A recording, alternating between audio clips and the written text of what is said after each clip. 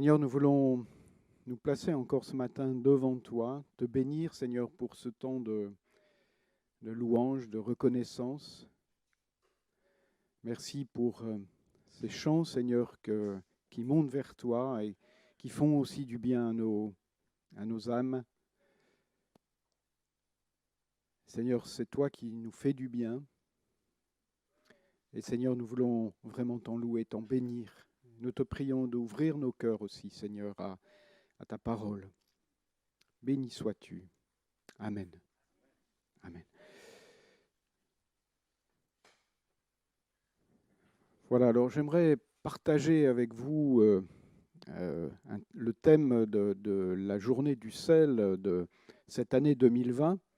Normalement, c'était au mois de mars. Ça devait être le 22 mars.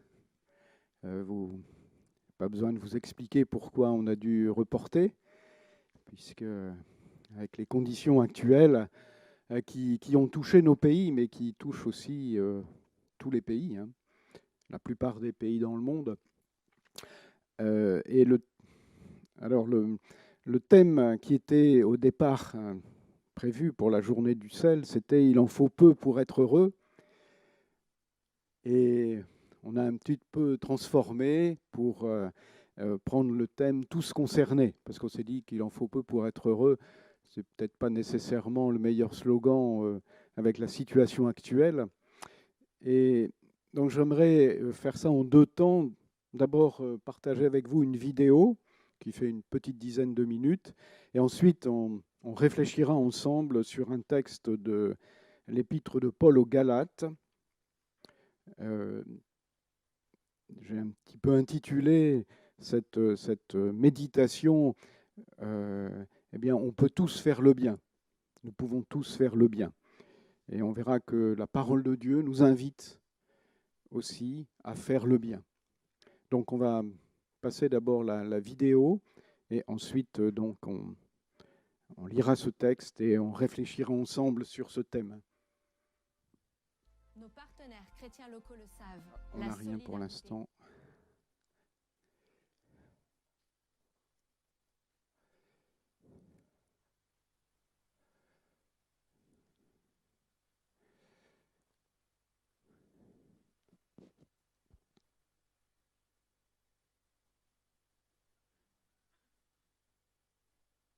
Voilà, juste un petit... Et voilà.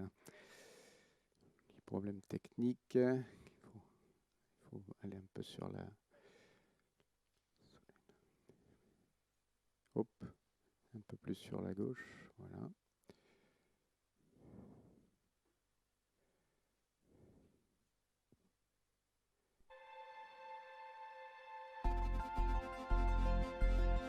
La pauvreté n'est pas une fatalité. Nos partenaires chrétiens locaux le savent. La solidarité fait reculer la pauvreté. Au CEL, nous croyons que nos partenaires chrétiens locaux sont les mieux placés pour connaître les besoins de leur communauté et faire face aux défis du quotidien. Compétents, ils agissent auprès des bénéficiaires, quelle que soit leur religion ou leur origine. Nous ne repoussons personne. C'est toujours l'occasion pour nous de permettre à celui qui vient de partager nos valeurs et d'entendre parler de Dieu. Engagés au service des populations, ils visent le développement et l'autonomie des bénéficiaires. Que c'est à ce qu'ils auront fait aux pauvres que Christ reconnaîtra ses élus. Je voulais mettre mes connaissances au service des communautés villageoises. C'est pourquoi le CEL soutient leur travail, car ces organisations chrétiennes locales prennent leurs responsabilités face à la pauvreté. Nous allons essayer de maximiser nos projets-là dans des villages pour qu'il y ait un impact visible. Nos partenaires agissent ainsi dans 5 domaines. L'agriculture, le soutien alimentaire avec les tickets repas, l'eau et l'assainissement, la santé et l'impulsion économique. Leurs projets se situent principalement en Afrique subsaharienne francophone. Nous avons grandi dans la forêt. Mais aujourd'hui, quand vous allez là-bas, c'est du désert. Beaucoup d'agriculteurs africains sont en situation précaire. Aléas climatiques, terres dégradées, manque d'équipement ou de semences de qualité, difficultés à vendre les produits ou conflits. Tout cela entraîne un manque de nourriture. Les paysans n'avaient aucune connaissance des techniques à appliquer pour pouvoir exercer le maraîchage à plein temps et l'utiliser comme un moyen de sortie de pauvreté. Avec les techniciens du milieu, on sait quoi on peut produire sur ce sol. Donc on les forme dans ce domaine. La formation est le meilleur moyen de faire du bien à quelqu'un. Les partenaires chrétiens du sel renforcent les capacités des paysans en favorisant une activité agricole familiale ou communautaire, en mettant en place des programmes de formation, en apportant une aide technique par des équipements et des semences de qualité, en les aidant à valoriser les produits et améliorer leur commercialisation, et en les sensibilisant à la restauration des terres, le reboisement et l'agroforesterie. Ces actions permettent aux paysans de retrouver un équilibre économique, condition indispensable pour garantir la sécurité alimentaire de leur famille et de leur communauté. Je veux qu'un jour, que le pauvre paysan amène son maïs au marché, qu'il vende et il dit, et enfin, par l'agriculture, j'ai réussi. Par l'agriculture, j'ai pu soutenir l'éducation de mes enfants. Dans les pays en développement, un enfant sur 6, soit 100 millions d'enfants, souffrent de la faim. Dans la société, les enfants sont laissés pour compte. Nous avons plus de délinquants. Parce que si un enfant n'a pas à manger, il va chercher à voler pour manger. Il va tuer pour manger. Dans ces pays, la malnutrition tue chaque année un tiers des enfants de moins de 5 ans. Lorsqu'elle n'est pas mortelle, la faim a des conséquences dramatiques dans la vie des enfants qui la subissent. Retard de croissance, difficultés d'apprentissage, vulnérabilité aux infections. L'enfant a le corps chétif, un gros ventre, il y a les cheveux qui sont en train de s'enlever. L'enfant qui n'a pas mangé, on sent en même temps en classe qu'il ne suit pas bien. Il dort. Les projets Ticket Repas combattent la malnutrition. Ils permettent l'accès direct et immédiat à la nourriture pour les enfants les plus vulnérables grâce à des cantines ou des centres de réhabilitation nutritionnelle. Ici, le repas est exceptionnel et c'est bien équilibré. Les tantes ou autres qui viennent voir leurs enfants sont émerveillés de l'état dans lequel on les trouve. Cet enfant n'était pas comme ça, mais il rayonne de joie. Et puis, on sait que c'est la nourriture. Ils mangent, ils sont rassasiés, leur esprit est ouvert aussi et ils sont disposés à écouter et à travailler.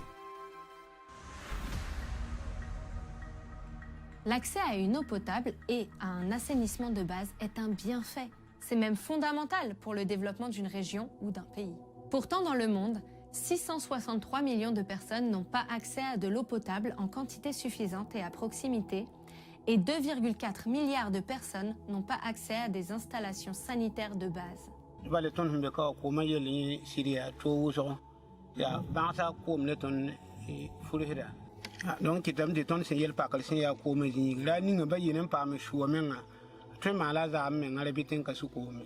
quand il n'y a pas de latrine dans un milieu, les maladies se développent.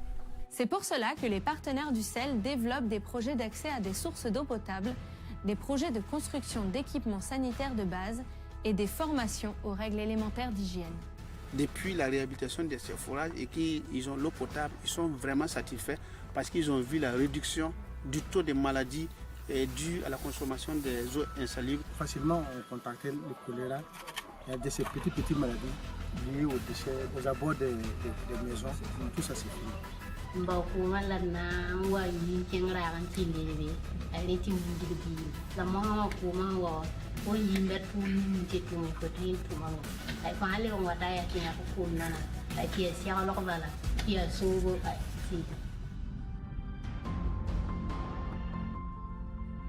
Dans certains pays d'Afrique, l'accès aux soins reste un défi majeur.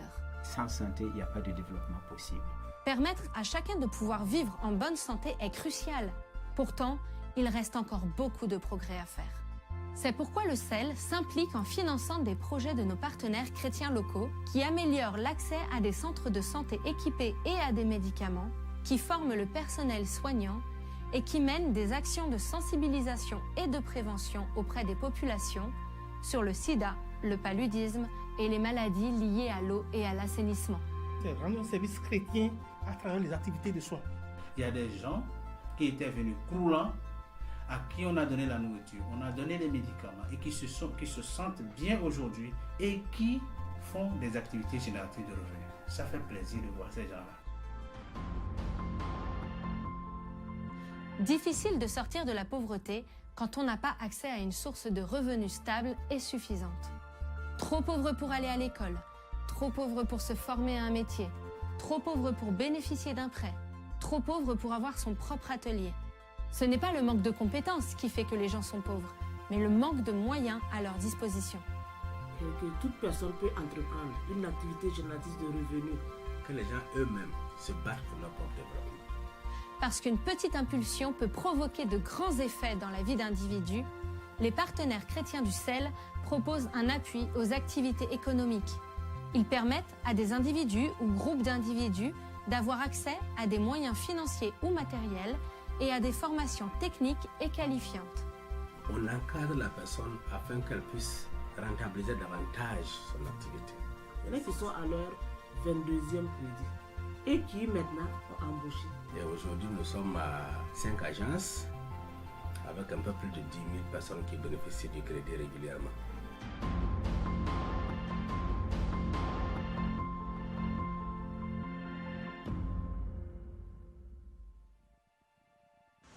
En tant que chrétiens, nous pouvons impacter positivement notre environnement. Et avec ce qu'on a commencé par faire, on croit que la vie reprend à petits coups. Grâce à votre soutien au projet de développement, vous permettez à nos partenaires d'aider des hommes, des femmes et des enfants à améliorer leurs conditions de vie. Donnez pour les projets de développement du CEL sur celfrance.org. Ça nous pousse, nous, ici, à être plus vigoureux, à être plus conquérants. Et que surtout personne ne dise « je ne puis rien ».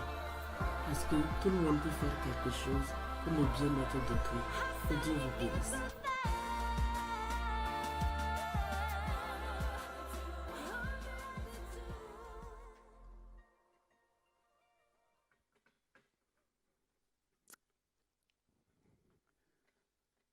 Voilà.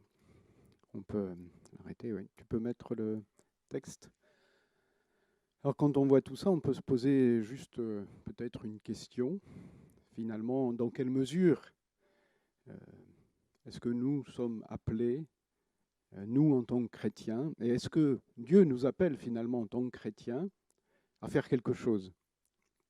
On va réfléchir à cela.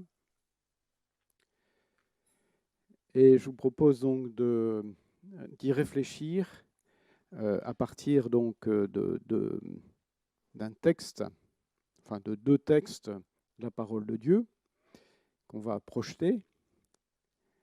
Et là, je crois qu'on boucle.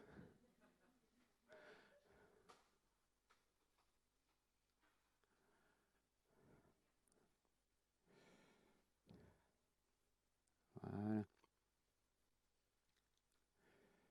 Je vous invite à ouvrir vos Bibles dans Galates au chapitre 6 et les versets 7 à 10. En Galates 6, versets 7 à 10. On va les projeter, c'est plus facile pour suivre et c'est important de pouvoir garder les textes sous les yeux. Donc, Galates 6, 7 à 10 et 1 Thessaloniciens 5, verset 15. Ce texte qui nous dit ceci: « Ne vous égarez pas, on ne se moque pas de Dieu, ce qu'un homme aura semé, c'est aussi ce qu'il récoltera. Celui qui sème pour sa propre chair récoltera la moisson de la chair, la pourriture, mais celui qui sème pour l'esprit récoltera la moisson de l'esprit, la vie éternelle.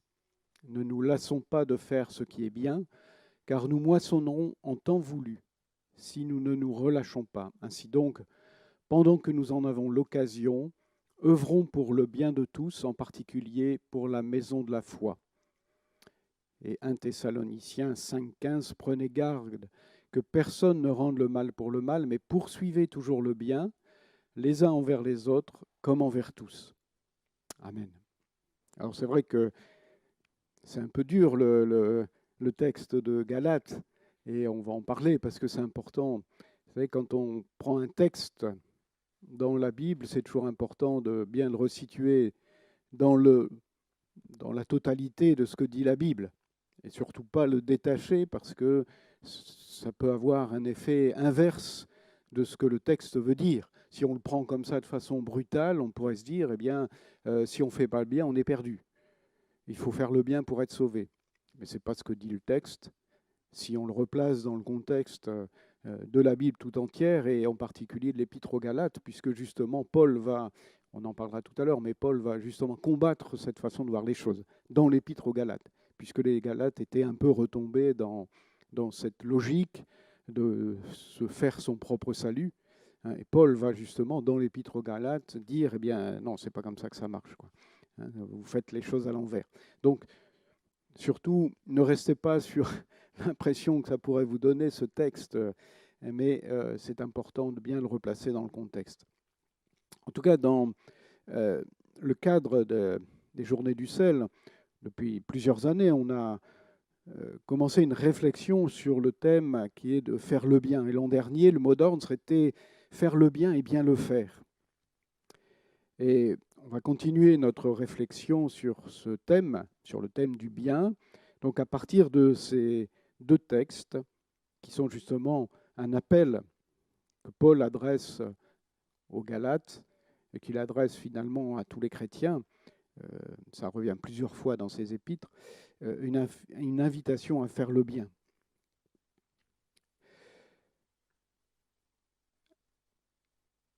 La première chose qui me paraît importante à rappeler pour bien approfondir cette exhortation et de le replacer dans notre contexte chrétien, c'est nous rappeler cette parole de Jésus au jeune homme qui l'interpelle et qui lui pose la question suivante: « Bon maître, que faut-il que je fasse pour hériter la vie éternelle ?»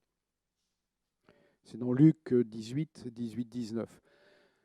Ce jeune homme qui s'adresse à Jésus lui dit: « Bon maître, qu'est-ce qu'il faut que je fasse pour avoir la vie éternelle ?» Et la réponse de Jésus est assez surprenante, parce que Jésus va lui dire: « Pourquoi me dis-tu bon? Personne n'est bon sinon Dieu seul. » C'est intéressant parce que, en gros, la question c'est qu'est-ce qu'il faudrait que je fasse de bien pour avoir la vie éternelle? Et Jésus réoriente le jeune homme non pas vers une action, mais vers quelqu'un. Il lui dit Dieu seul est bon.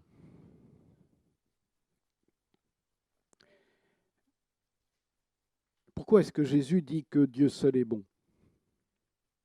Alors c'est un peu surprenant parce que Jésus est Dieu, mais là il s'adresse à ce jeune homme en tant qu'homme, et donc il va le renvoyer à Dieu.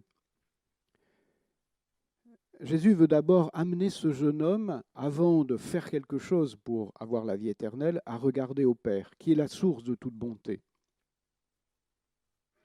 Et on pourrait dire que finalement, faire le bien, pour nous qui sommes créés par Dieu, consiste d'abord à refléter quelque chose de la bonté du Père, de la bonté de Dieu. La bonté, c'est un des attributs de Dieu. Et cela de façon absolue. Mais en même temps, la Bible nous rappelle que, on trouve ça dans l'Ecclésiaste au chapitre 7 et au verset 20, il n'y a pas sur la terre de juste qui fasse le bien sans péché. Donc la Bible situe bien les choses. Dieu seul est bon dans l'absolu, même si on est appelé à exercer la bonté. La bonté, ça fait partie du fruit de l'esprit. Mais Dieu seul est bon en même temps, Dieu de façon absolue. Et il nous faut être conscient que tout le bien qu'on peut faire ne reste marqué finalement par le fait que nous sommes pécheurs. Donc ça, je pense que la Bible met bien les choses en place. Nous sommes appelés à faire le bien. La source du bien, c'est le Père. Mais nous savons aussi que faire le bien n'empêche pas que nous sommes des pécheurs. Alors, on parle de bon, on parle de bien.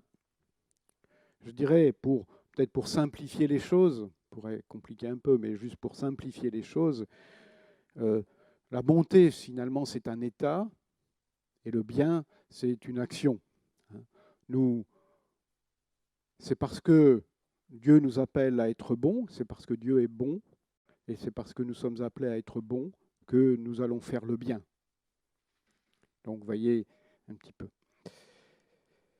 Et on pourrait dire finalement que pour chercher à faire le bien, parce que nous sommes appelés à faire le bien, c'est ce dont Paul exhorte les Galates, ne nous lassons pas de faire ce qui est bien. Et œuvrons pour le bien de tous, en particulier pour la maison de la foi. Nous sommes appelés à faire le bien, mais pour chercher à faire le bien, si on écoute ce que dit Jésus, il nous faut d'abord finalement chercher le Père. Chercher à faire le bien en soi, ça ne va pas nécessairement nous faire avancer parce qu'on peut vite tomber dans une frustration. Chercher à faire le bien, c'est d'abord chercher le Père. Alors attention, je ne veux pas dire par là qu'il n'y a que les chrétiens qui font le bien. Ne me faites pas dire ce que je ne veux pas dire.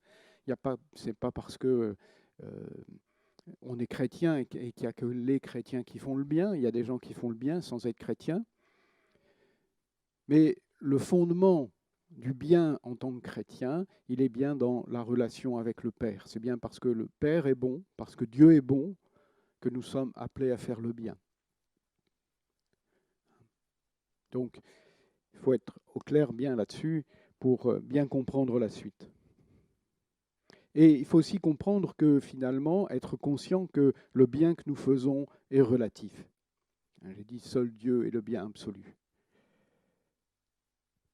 Et c'est aussi à noter que faire le bien, ce n'est pas seulement un impératif du Nouveau Testament. Déjà dans l'Ancien Testament, nous trouvons cet appel, comme par exemple dans le prophète Ésaïe, Ésaïe 1,17, « Apprenez à faire du bien, cherchez l'équité, redressez l'oppresseur, rendez justice à l'orphelin, défendez la veuve. » Donc déjà dans l'Ancien Testament, même si on a quelquefois une image de l'Ancien Testament comme finalement on y trouve beaucoup de violence, etc., il y a dans les prophètes, il y a dans beaucoup de textes un appel à faire le bien. Et le prophète appelle à faire le bien. Alors c'est vrai que il y a une question qui est vraiment fondamentale, qui finalement est peut-être une des principales questions, voire la principale question qu'on se pose souvent. Pourquoi est-ce qu'il y a autant de mal dans le monde alors que Dieu est bon? C'est vrai que c'est probablement une des plus grandes questions, et c'est peut-être aussi c'est une question qui finalement a amené beaucoup de gens aussi à ne plus croire en Dieu. C'est une question qui est finalement une question philosophique. Des philosophes se sont posé la question. C'est par exemple aussi une des grandes questions d'Albert Camus. On a beaucoup parlé de Camus là, pendant la pandémie parce que beaucoup de gens ont relu des livres de Camus, en particulier La Peste. Et c'était finalement une de ces grandes questions. Pourquoi est-ce que, si Dieu existe, pourquoi est-ce qu'il y a tant de mal, puisque Dieu est le bien absolu? Alors, vous savez, si beaucoup de gens se sont posé la question et n'ont pas trouvé la réponse, je ne vais peut-être pas vous donner la réponse non plus. Mais en tout cas, je pense qu'il y a une chose qui est fondamentale, c'est que le bien est lié aussi à la notion de liberté. Et sans liberté, il n'y a pas de bien. C'est une illusion de penser qu'on pourrait, par la force, quelque part, établir le bien. Il y a beaucoup d'endroits dans le monde où on a essayé, où on a pensé qu'en forçant, eh bien, on pourra établir le bien. Et on a créé des idéologies. Les idéologies sont parties du principe que finalement, on allait imposer le bien aux gens. Alors, sa notion du bien. Vous savez, même le communisme a une idéologie, en gros, qui disait que pour le bien de tout le monde, on va forcer les gens à agir de telle et telle façon.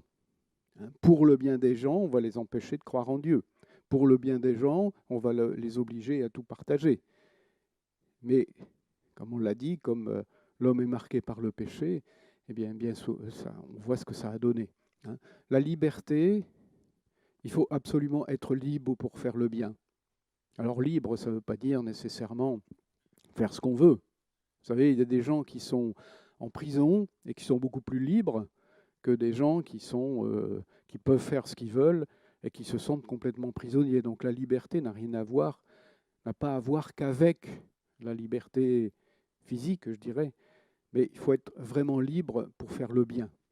Et ça, c'est quelque chose de fondamental. Et peut-être que ça explique pourquoi, effectivement, eh bien, il y a tant de mal dans le monde, finalement.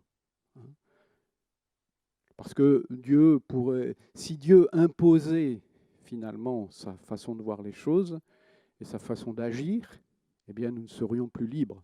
Alors, c'est difficile à comprendre. Hein. C'est difficile à comprendre. Pourquoi est-ce que Dieu a choisi de nous laisser libres? C'est extrêmement difficile à comprendre. Mais en même temps, eh bien, c'est effectivement Dieu nous laisse le choix de le suivre. Dieu nous laisse le choix de faire le bien ou de faire le mal. Et c'est vrai que c'est une question qui remonte finalement à la nuit des temps.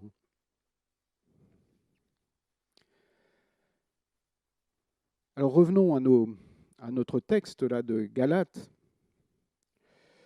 Et je disais tout à l'heure, et je m'inspire dans ma réflexion d'un texte, enfin d'une prédication qui a été proposée par Dominique Angers, c'est un prof, je ne sais plus où exactement, un prof de théologie, mais je ne sais plus exactement, qui a participé à la confection des documents pour la journée du sel.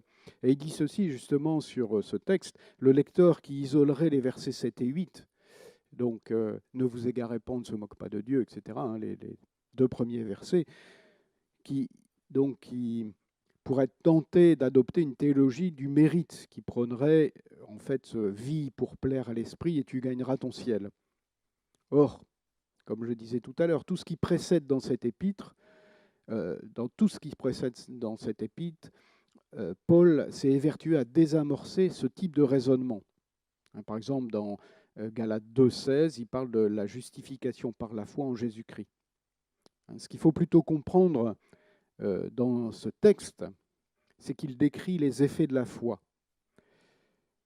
Et ces effets sont produits en nous par l'action de l'esprit. C'est pour ça que je disais tout à l'heure que, en fait, pour faire le bien, il faut d'abord, quelque part, chercher le Père.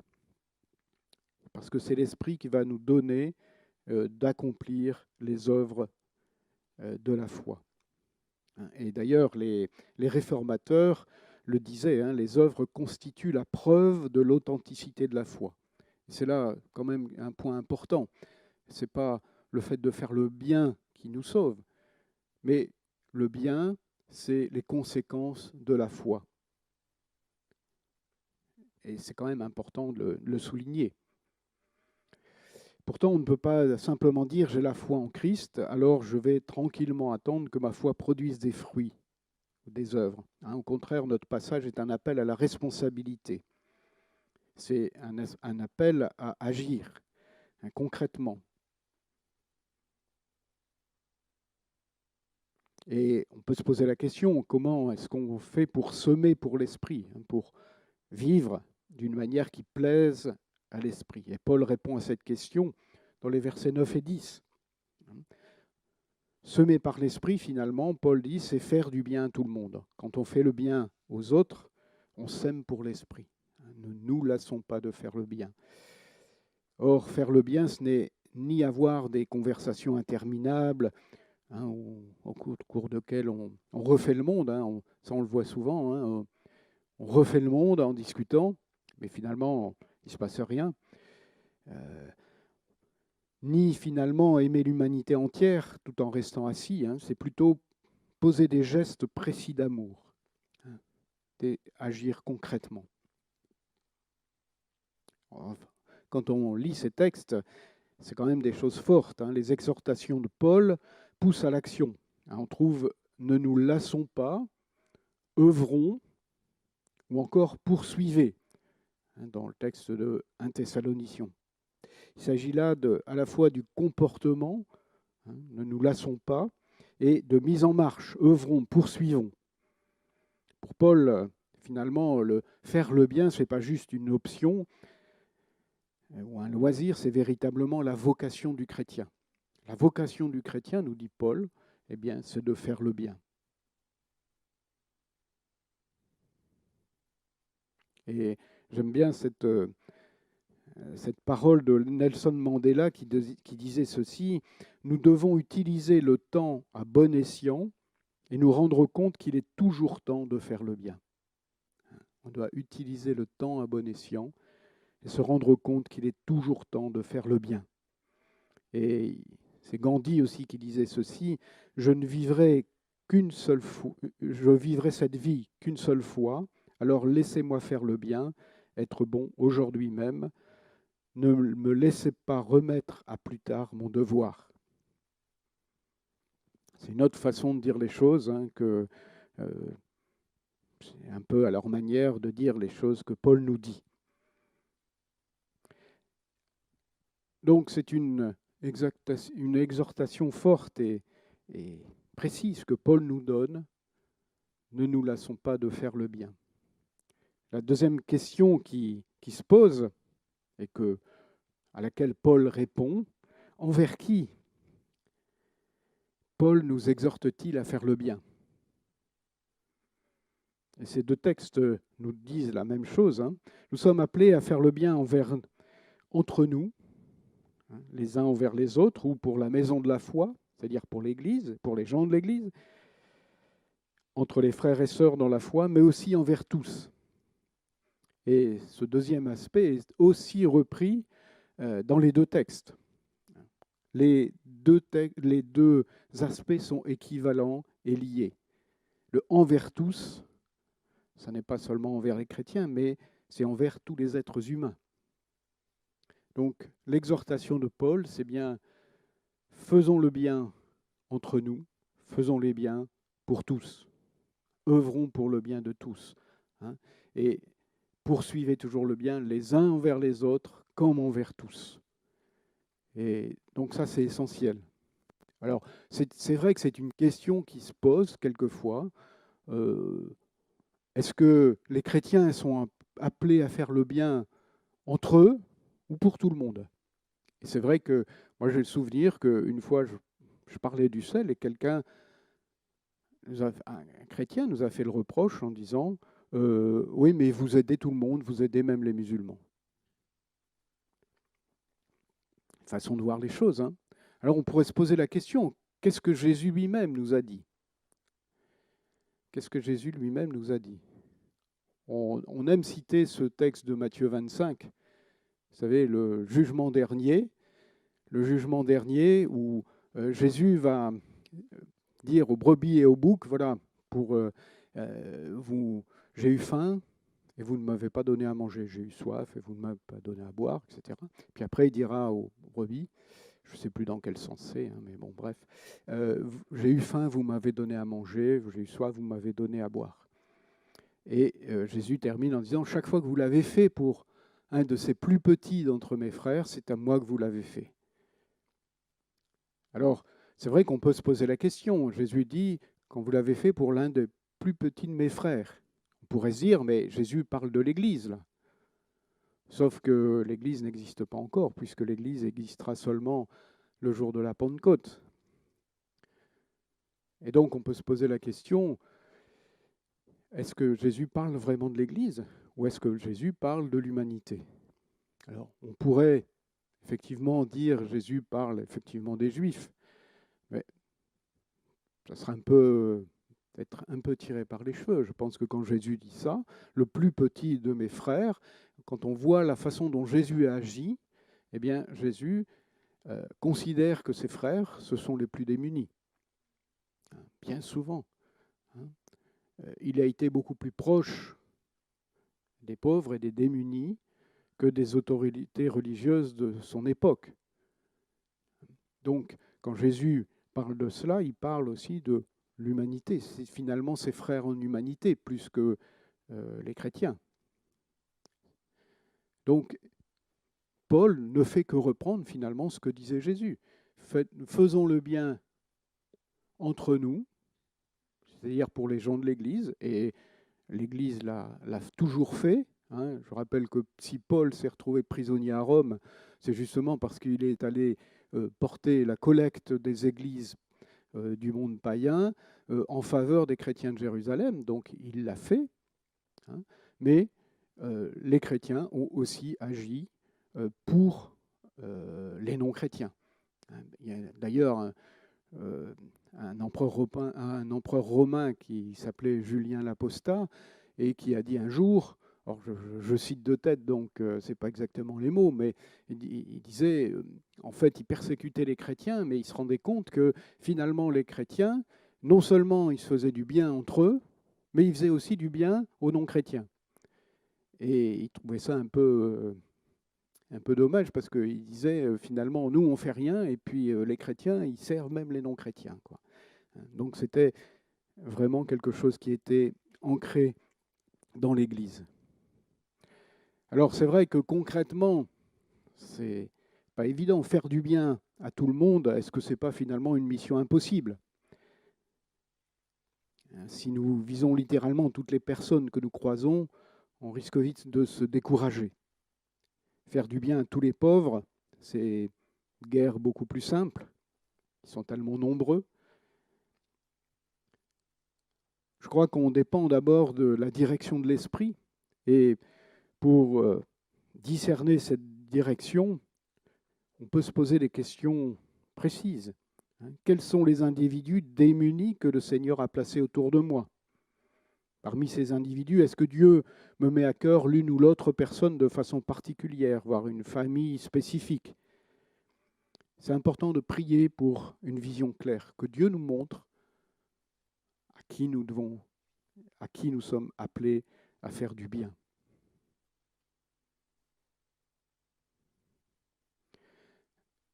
Est-ce que Dieu, finalement, me confie la responsabilité d'intervenir dans une vie?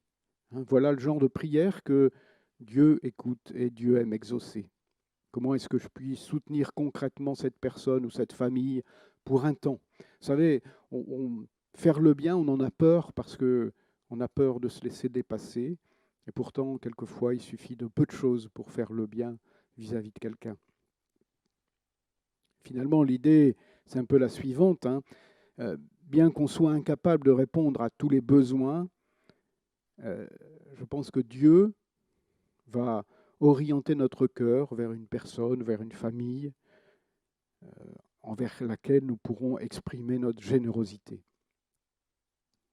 Évidemment, il faut éviter de se charger d'un fardeau qui va être pesant, trop pesant. C'est important de faire des choses concrètes à notre portée. Et c'est vrai aussi pour finalement l'Église. C'est important que nos églises aient des projets, que nos églises aient vraiment des projets. Vous savez, par exemple, dans la Fédération Baptiste, on n'en parle pas toujours nécessairement beaucoup, mais il y a ce qu'on appelle l'ABEJ. Et l'ABEJ, c'est quelque part une association, c'est une fédération d'associations qui travaillent dans le domaine du social. Vous savez, par exemple, qu'à Lille, il y a l'ABEJ Lille, qui est aujourd'hui probablement une des plus importantes associations sociales de la région lilloise. Et donc, vous voyez, nos églises se sont engagées. Et c'est important que nos églises s'engagent aussi dans des projets locaux à notre portée. Et vous savez, c'est toujours un projet d'église, c'est toujours plus facile à conduire qu'un projet personnel parce que on se soutient les uns les autres. On pourrait citer notre église, par exemple, participe au réveillon œcuménique le 24 décembre. Ça fait 8 ans qu'on le fait avec les autres églises. Mais c'est un projet qui finalement représente peu d'investissement, mais qui fait du bien aux gens. Et donc, ça peut être ce type de projet auquel on peut participer les uns et les autres. Et il y a plein d'autres projets qui peuvent se faire. Ce qui est important, c'est que ensemble et aussi individuellement, nous puissions quelque part, eh bien, des exhortations qui nous sont adressées donc, par la Bible, hein, en particulier par Paul là, dans ce texte. J'ai cité tout à l'heure Mandela et Gandhi. Je voudrais encore citer deux autres personnes qui parlent de faire le bien. C'est Desmond Tutu, c'était l'ami de Nelson Mandela, hein, un archevêque sud-africain, donc, qui disait ceci: « Faites le bien par petits bouts, car ce sont tous ces petits bouts de bien, une fois assemblés, qui transforment le monde. » Je trouve ça intéressant. Hein. Faites le bien par petits bouts, là où vous êtes, car ce sont tous ces petits bouts de bien, une fois assemblés, qui transforment le monde. Et Théodore Monod, qui est un protestant, hein, un naturaliste, il disait ceci: « Le peu qu'on peut faire, le très peu qu'on peut faire, il faut le faire. » Le peu qu'on peut faire, le très peu qu'on peut faire, il faut le faire. Et bien souvent, on est démuni face à ces exhortations parce qu'on a une vision trop globale des choses. On est souvent découragé de voir ce qui se passe dans le monde. Et aujourd'hui, c'est encore plus décourageant, hein, parce que quand vous regardez l'état du monde avec la pandémie, on vous dit que ça va être une catastrophe économique, ça va être ceci, ça va être cela. Donc, il y a de quoi déprimer.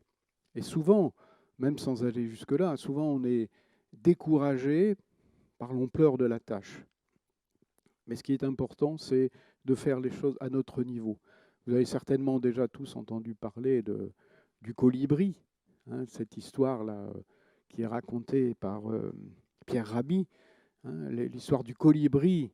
Je sais pas, c'est tout bête, hein, c'est un colibri, enfin c'est un incendie immense qui a lieu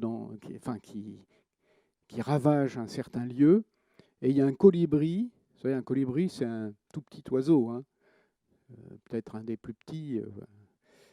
Et le colibri, eh bien, va dans le lac, il prend de l'eau dans son bec, et puis il va mettre l'eau sur l'incendie. Et puis il revient, il continue comme ça.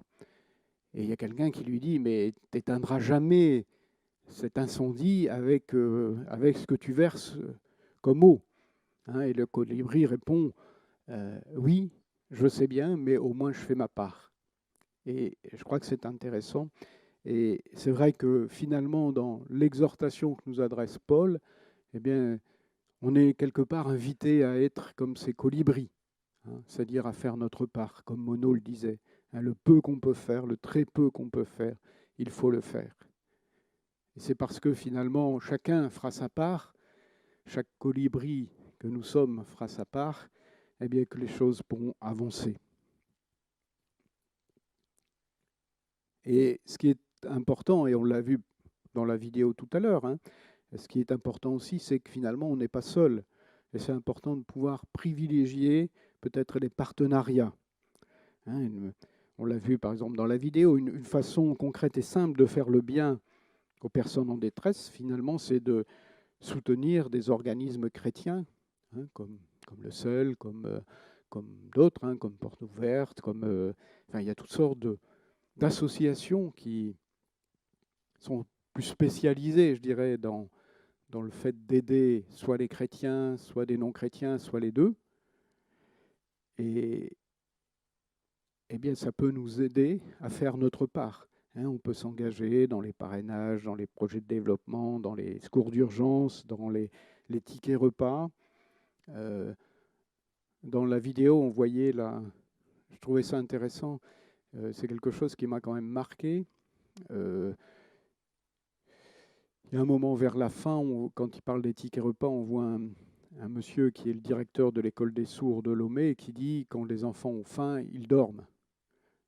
Bon, c'est un projet que je connais bien, Et c'est vrai que c'est important. Et ce sont des petits projets, vous voyez, mais ces petits projets permettent à l'école des sourds là, de Lomé, à environ 120 enfants, de manger tous les jours d'école. Et pour ça, eh bien, c'est possible parce qu'il y a alors je dirais aller à peu près 150 personnes qui se sont engagées, qui sont déjà engagées, hein, donc c'est un projet qui fonctionne, donc qui se sont engagées à verser 16 € par mois, et ça permet à ces enfants de se nourrir. Et je vous assure que quand on les visite, c'est quand même très intéressant parce que on voit vraiment l'effet de ces choses-là. Alors c'est vrai qu'il y a une question qui se pose souvent, c'est que des personnes nous disent, eh bien, mais moi, financièrement, je ne peux rien faire. Donc, je ne peux pas faire le bien. Je crois que, je le disais tout à l'heure, faire le bien n'est pas la spécificité des chrétiens, mais faire le bien, c'est quand même quelque part une exhortation qui nous est vivement adressée par le Seigneur. Et je crois que si financièrement on n'a pas la possibilité de faire le bien, on a d'autres possibilités de faire le bien. Et je crois qu'en priant pour les pauvres, en priant pour les associations, en priant pour ceux qui les aident, eh bien, c'est aussi une façon de faire le bien. Je crois que là où ça serait dommage, c'est qu'on en arrive à dire finalement, moi, j'ai aucune possibilité de faire le bien. Ce serait peut-être avoir mal compris ce que c'est que faire le bien. Et quand on prie pour les gens, eh bien, on fait aussi le bien. Prier, ce n'est pas simplement à demander à Dieu de faire le travail, c'est aussi faire le travail soi-même, finalement. Et prier, c'est aussi faire le bien. Et donc, si on n'a pas la possibilité de s'engager physiquement, si on n'a pas la possibilité de s'engager financièrement, eh bien, on a toujours la possibilité de s'engager dans la prière. Et là aussi, des associations spécialisées comme le CEL, comme Portes Ouvertes, etc., publient régulièrement des sujets de prière. Il suffit de s'abonner. Par exemple, le CEL publie une lettre de prière tous les 15 jours. Portes Ouvertes, ils ont une revue mensuelle qui donne des sujets de prière. Il y a toujours possibilité de s'engager dans la prière. Au-delà, finalement, de notre propre groupe, de notre propre Église. Vous savez, on peut vite tomber dans un certain nombrilisme en finalement ne priant que pour nous-mêmes, enfin que pour ce qui est autour de nous, quoi. Notre Église, notre groupe, etc. Et je crois que Dieu nous appelle à aller au-delà. Alors bien sûr, la prière, elle doit être précise. On peut prier pour le monde comme ça, mais bon, voilà, ça ne change pas grand-chose. Mais on peut prier pour des choses précises qui se passent au loin. Et ça aussi, c'est important. Et ça aussi, ça fait partie de ce qu'on appelle faire le bien. Donc, en tant que chrétien, je crois qu'on a tous la possibilité, Dieu nous donne à tous la possibilité, finalement, de faire le bien.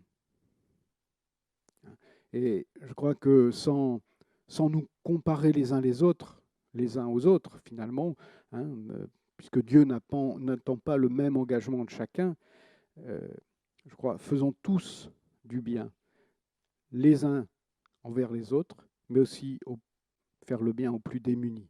L'Esprit nous pousse dans cette direction en nous rappelant que Dieu nous a fait du bien, le bien suprême en Christ. C'est parce que Dieu est bon qu'il nous a sauvés. Et Dieu nous appelle à être bons, en sachant toute la relativité que cela implique pour nous, mais faisons le bien parce que c'est ce à quoi Dieu nous appelle de façon finalement permanente, que Dieu nous aide à faire le bien. Amen. Je vous invite encore à prier. Seigneur, merci parce que c'est vrai que nous avons conscience de nos faiblesses, nous avons conscience de nos incapacités, mais nous savons, Seigneur, que par ton esprit, tu nous aides aussi. Tu viens nous aider, Seigneur, à accomplir ce que tu nous demandes de faire.